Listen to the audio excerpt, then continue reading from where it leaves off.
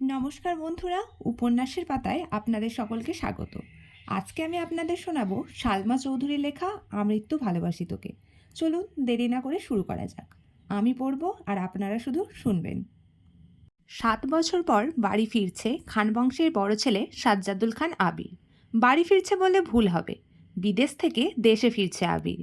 এই 7 বছরে খানবাড়িতে ঘটে গেছে অনেক ঘটনা, যার সাথে সশরীরে যুক্ত নেই আবির, তবে আত্মিকভাবে প্রতিটা ঘটনায় জড়িয়ে আছে সে। আবিরের বাবা চাচা 3জন। আবিরের বাবা সবার বড়, নাম আলী আহম্মদ খান। তানভীরের বাবা মেজো, নাম মোজাম্মেল খান। ছোট চাচুর নাম ইকবাল খান। আবির তার বাবা মায়ের একমাত্র ছেলে। মেজো চাচা মানে মোজাম্মেল খানের এক ছেলে এবং এক মেয়ে। ছেলের নাম তানভীর খান, মেয়ের নাম মাহাদিবা খান মেঘ। ছোট চাচার এক ছেলে মিম আর আদি। এখনও তারা এলাকার যৌথ পরিবারগুলির মধ্যে শ্রেষ্ঠ। বাড়ির সকলের প্রাণ যেন এক সুতোয় বাঁধা। 5 ভাই বোনের মধ্যে আবির সকলের চোখের মণি। আবিরের জন্মের পর তার বাবা মা দ্বিতীয় সন্তান নেওয়ার চিন্তা করেননি। এইচএসসি পাশ পর্যন্ত সে বাড়িতেই ছিল, সবার নয়নের মণি। আবিরের চাঞ্চল্যে মেতে থাকত খানবাড়ি। আচমকা যেন পরিবেশটা পাল্টে গিয়েছিল। 18 বছর বয়সে আবিরের হঠাৎ করে স্কলারশিপে বিদেশে পড়তে যাওয়া। বাড়ির সকলের সাথে শারীরিকভাবে যেমন দূরত্ব বেড়েছিল, তেমন দূরত্ব বেড়েছে মানসিকতার। 7 বছর পূর্বের আবিরের সাথে বর্তমান আবিরের আকাশ পাতাল পার্থক্য। দেখেও যেন চেনার উপায় নেই।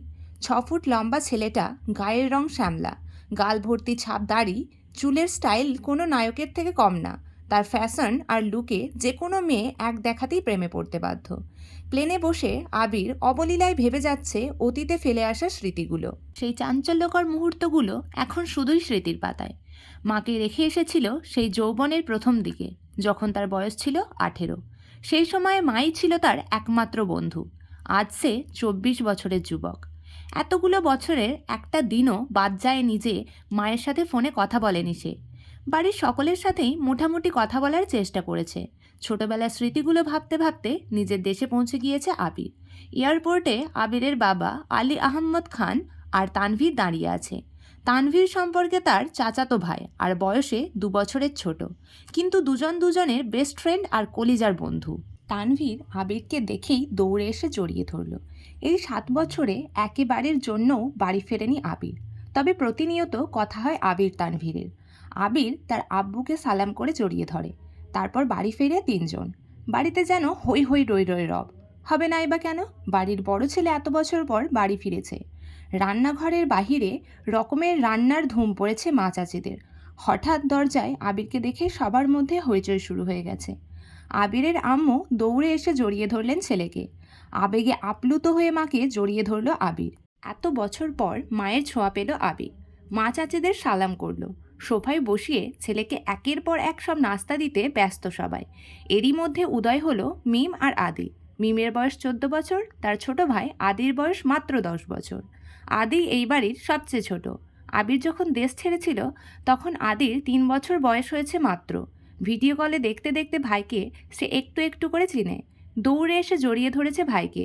আবিরও জড়িয়ে ধরেছে আদিকে। মিম ও আবিরের পাশে বসেছে, খোশ গল্প করছে সবাই মিলে। আদি জিজ্ঞাসা করছে, ভাইয়া আমার জন্য কি এনেছ? আবির যেই না উঠতে যাবে, মা চাচিরা উঠতে দিচ্ছে না। আগে শরবত খাবি, তারপরে উঠবি। আবির তানভীরের দিকে তাকিয়ে বলল, ওই লাগেজটা নিয়ে আয় তো। তানভীর একটা লাগেজ টান দিতে যাবে আর আবির আচমকা বসা থেকে উঠে দাঁড়িয়ে, ওইটা ছুবি না। তানভীর সহ বাড়ির সকলেই যেন অবাক হয়ে গেল।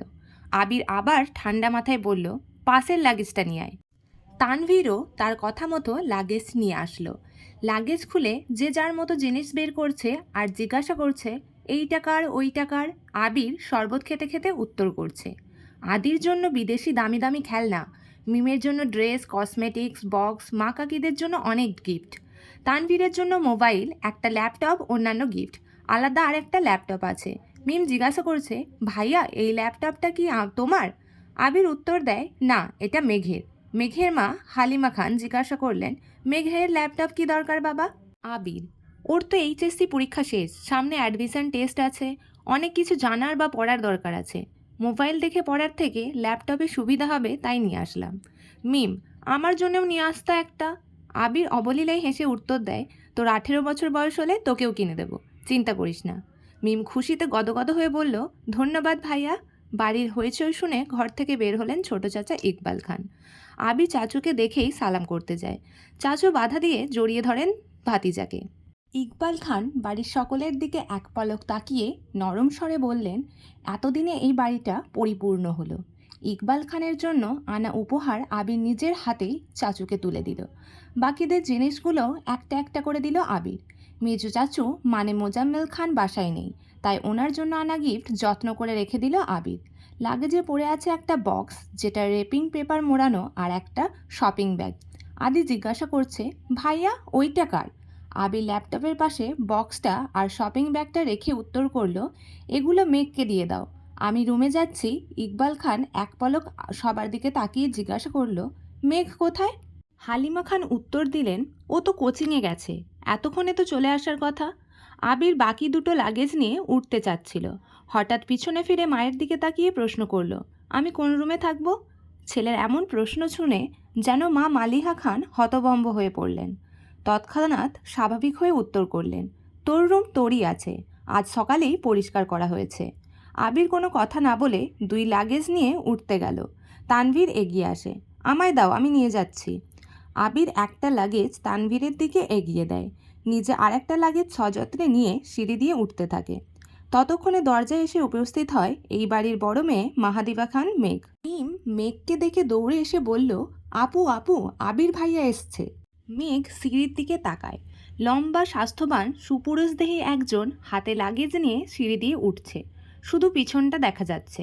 মেঘ ভিতরে ঢুকে সবার হাতে গিফট দেখে এদিক সেদিক তাকায়। ততক্ষণে আবির নিজের রুমে চলে গিয়েছে। মেঘের মা হালিমা খান মেয়ের দিকে এগিয়ে এসে, তোর জন্যও গিফট এনেছে। মেঘ তাকিয়ে বলল, কি গিফট? সোফায় রাখা ল্যাপটপের দিকে চোখ পড়ে মেঘের। ছুটে যায় ল্যাপটপের কাছে, এটা কি আমার? মিম, হ্যাঁ আপু, এটা তোমার। বক্সটা আর শপিং ব্যাগটাও তোমার। ল্যাপটপটা ঘুরিয়ে ফিরিয়ে দেখছে মেঘ, যেন আকাশ কুসুম কিছু পেয়ে গিয়েছে। তারপর শপিং ব্যাগটা একটু খুলে দেখলো দুটো ড্রেস মনে হচ্ছে। সে ল্যাপটপ আর বক্সগুলো নিয়ে রুমের দিকে চলে যায়। এখানেই শেষ করছি আমৃত্যু ভালোবাসি তোকে উপন্যাসের পর্ব 1। গল্পটি শুনতে যদি আপনাদের ভালো লাগে তাহলে লাইক দিয়ে আমাদের পাশে থাকুন।